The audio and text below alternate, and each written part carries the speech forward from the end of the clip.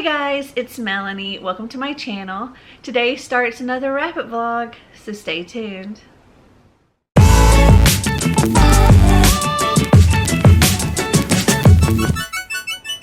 So it is only May 3rd and already I have completed 3 books. Yeah, go me. So on Saturday, May 1st, I completed the Buffy the Vampire Slayer official grimoire by Willow Rosenberg, text by A.M. Robinson. This is such an amazing book. It is so much fun. It's told in like journal entries and newspaper articles and spells, and there's drawings. There's also like pictures of people. There are like comments along the side by the different characters, commenting on what's on the page and what's going on at the time and things like that. More drawings. This is an incredibly fun book and I absolutely 100% loved reading this. All the episodes are like playing through my head as I was reading this, and I give this 5 stars, 110%. And then yesterday on the 2nd, I completed 2 more books. So the first book I completed was Dorothy Must Die by Danielle Page. This is a reread for me. This is actually the 3rd time that I've read this series, but I'm like buddy reading it and encouraging other people to read it because I think it's amazing. But this follows our main character. Her name is Amy Gum. She's another girl from Kansas, but from modern day Kansas. She's grown up watching The Wizard of Oz and knowing the Wizard of Oz story, and always kind of wishing she could get away from where she lives in Kansas as well, until one day a tornado hits and, well, she finds her in her trailer in Oz. And Oz is not the Oz that she's seen in the movies or heard about in the book. Oz is a much darker place, and the magic's being drained from Oz by the one and only Dorothy. At some point in time after the story happened, Dorothy went back to Oz and became this power-hungry, self-appointed princess and is making everybody in Oz miserable. And Amy was brought to Oz to kind of take down Dorothy. The Order of the Wicked, who essentially seem to be the good guys in this story, they recruit Amy to assassinate Dorothy. And this is so much fun. You will never look at the Wizard of Oz characters the same after reading this, because Danielle Page does such an amazing job of twisting them into something super creepy. I highly recommend it, and I give this 5 stars. And my battery's flashing, so I'm going to change that out and I'll be right back to tell you about my 3rd book. Okay, I am back. So also yesterday I completed Richard III, A Shakespeare Story by Andrew Matthews and Tony Ross. And this is a very short, illustrated children's edition of one of the Shakespeare stories, Richard III, or Richard the Bloody. And, well, Richard III is this bloodthirsty tyrant who would do anything and kill anyone in order to be king and keep his crown. That includes killing off his brothers, his nephews, doesn't matter, and essentially his downfall as well. I really enjoy all of the Shakespeare stories. This, I think I needed something a little bit more than the kids' version for this, because of how gruesome the whole Richard III story is. But I will give this one 3 stars. So it has been a bit since I last checked in. It's currently May 24th, Tuesday, May 24th, and I've completed only 4 more books. So I've read so much less this month than I normally read, but it's because of getting a puppy this month and all of that. So yeah, my reading has gone way down this month. But let me tell you what I've read. So I believe it was on Friday, May 7th that I finished this first book. And if you want more details on this book, you can go watch that vlog. It's also the vlog where I got the puppy, and I'll link that up here. But I believe it was on May 7th, which I finished House of Holo by Crystal Sutherland, and I give this 4 stars. It was really good. It's creepy, it's atmospheric. This is about the Holo sisters who, when they're little, they disappear for a month, and when they reappear, they're a little off, and they also just appear out of nowhere. They've disappeared out of nowhere. They appear out of nowhere. They come back and they have no clothes and no memory of where they've been or what happened to them. And shortly after coming home, their appearance starts changing. Their hair turns white. Their pupils or their irises turn black. And people are drawn to them but also afraid of them. And now it's many years later, and the oldest Holo sister has gone missing. And there's this creepy figure, this man-like figure, but he has like this bull head, like a skull that he wears or something, that seems to be following the girls and coming after them. And it's up to the younger Holo sisters to find their sister. It was really good. It was very creepy. The ants, oh my gosh, the ants kill me. I have a problem with bugs, and the ants, they get me. But yeah, if you want to hear more thoughts on this, go check out that vlog. But I give this 4 stars. And then on Friday, the 14th, I completed The Silent Corner by Dean Koontz. This is officially the first book in the Jane Hawk series, though there is a novella, like a prequel novella that comes before, called The Bone Farm. And I read that, and I'm not entirely sure how it ties in. Maybe it'll tie in later in the series, but it didn't really tie in with this first book. This is, well, it follows Jane Hawk, who, her husband, who is like a former Marine, who was happy and healthy and didn't seem to have anything going wrong, suddenly committed suicide. And it kind of threw Jane, well, it definitely threw Jane for a loop. But also she started discovering that there were other people that were seemingly happy and healthy, maybe even in the middle of something, and they would just stop whatever they were doing and go and commit suicide.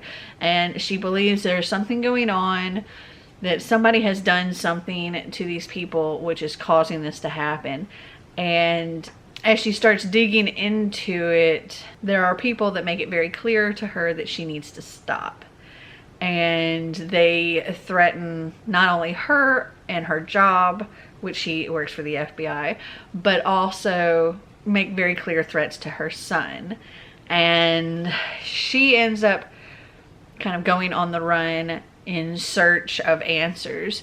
But also, while searching for these answers, she's being hunted by these people who don't want her to find answers. And I really enjoyed it. I think I'm going to give it 4 stars. It was a bit of a chunker, but I enjoyed it. Then on Monday the 17th, I completed Gemina by Amy Kaufman and Jay Kristoff. This is the second book in the Illuminae files. I can't really tell you too much about this because it is the second book. It does kind of follow different characters.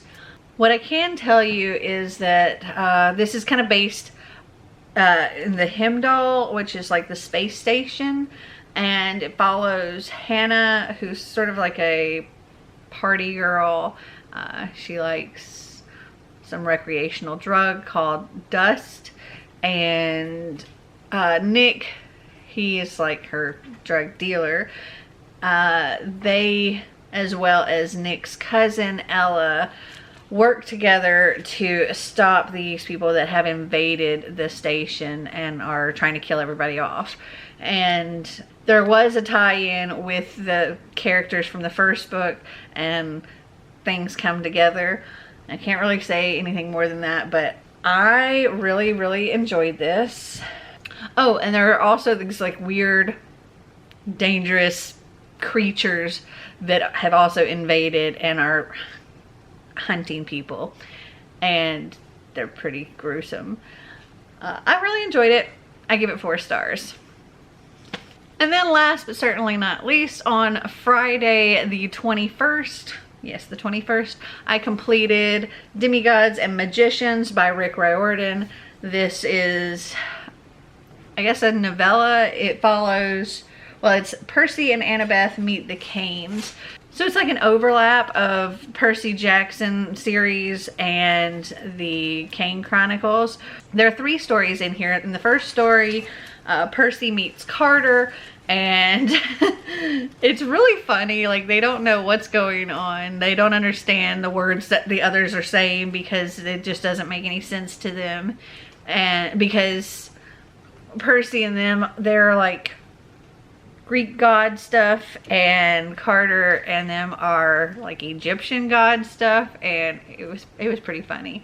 But they have to defeat a big alligator monster thing. And then in the second story, Annabeth meets Sadie, and they end up exchanging phone numbers. They become instant friends, and also they end up having to defeat I think it's a giant snake thing. And they know that there's something going on. There's something that's bringing them together. And it turns out to be this person that's trying to become a god. And that brings us to the third story, where it kind of all culminates together. And it was a lot of fun. And I give it 4 stars. And that's it for now. And my battery's flashing. Hopefully I can read some more books before the end of this month, but we'll see. So it is Monday, May 31st, and I'm not in my house. I'm actually on vacation right now, but I wanted to end this vlog since it is the last day of the month. And I have completed 3 more books. So on our way to Chicago, Marty and I finished 6 of Crows by Leigh Bardugo. Finally, it took forever, but we did finish it. And I'm gonna give this 4 stars. Marty gives it 4.5 stars. I personally think I have a hard time giving a book 5 stars if it has so many different characters' perspectives throughout it. And I mean, I really enjoyed the story, but I find it hard to like fully connect with any one character, because by the time we start like really getting into what's going on with them, we switch to another character. And I didn't really mind it, but I don't know, it kind of takes me out of it a little bit. Also, this is definitely not something that I could just listen to. I was having to physically read it while we were listening, because otherwise I just get so lost, because not only are you jumping around from one perspective to another, but also it goes back and forth between like present day and the past with different characters. So it's a lot to keep up with. But this does follow a group of characters that are commissioned to steal something, and it's very valuable and can cause a lot of issues for Grisha. And that's really all I can say about without spoiling too much. But yes, it is set in the Grisha world. I think this is set quite a bit after the Shadow and Bone trilogy. So it's interesting because we have actually started watching the show Shadow and Bone, and it's interesting to see how these 2 stories overlap, because I don't think this part of the story is actually going to follow the book quite as much, because, well, the timing and all of that. But yes, I give this 4 stars. And then I finished my buddy read that I was supposed to finish yesterday, but I finished today, and that was A Court of Mist and Fury by Sarah J. Maas. This is a reread for me. I absolutely love this series so much, and I give this 5 stars. This was really, really fun to go back and read again. And I look forward to continuing the series, or continuing rereading the series. I have read the whole series before, minus the new book. And so I'm like rereading it with my buddy read group so that we can get up to the new book. A Court of Thorns and Roses is sort of like loosely based on Beauty and the Beast. But it's like fairies and all of that. And Feyre, she is tasked to break this curse. So when she kills a wolf that turns out to actually be a fae, she's whisked to the spring court where she's got to break this curse that is on them. And that's really all I can tell you about that. I can't really tell you too much about this because it is the second book. But 5 stars, absolutely love it. And then another book that I have been working on for a very long time, but I just haven't had a lot of time to sit and physically read, but I have finished it, I'm happy to say. And that is Siri Who Am I by Sam Tashida. This book was so much fun to read when I was able to actually sit and read it. I'm going to give it 4 stars. I don't think it was quite a 5-star read for me because there were some things that kind of fell a little bit flat, but overall it was so much fun and I love talking about this book to people. This follows a girl named Mia who at the beginning of it, she wakes up from a coma, and she doesn't remember anything about herself, her life, nothing. She doesn't even know what her name is. She doesn't know where she lives. She doesn't know what job she has.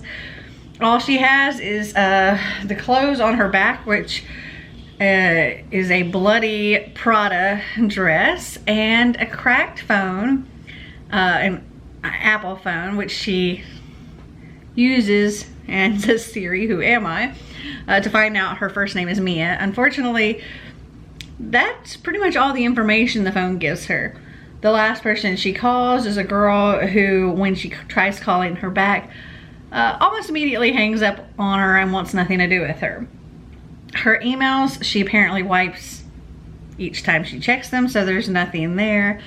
And all she really has to go on is like Instagram photos, and she uses that to try to figure out her life and figure out what happened to her, and like where she lives, who her family is, who she's dating, which apparently happens to be a billionaire chocolatier who is currently out of the country.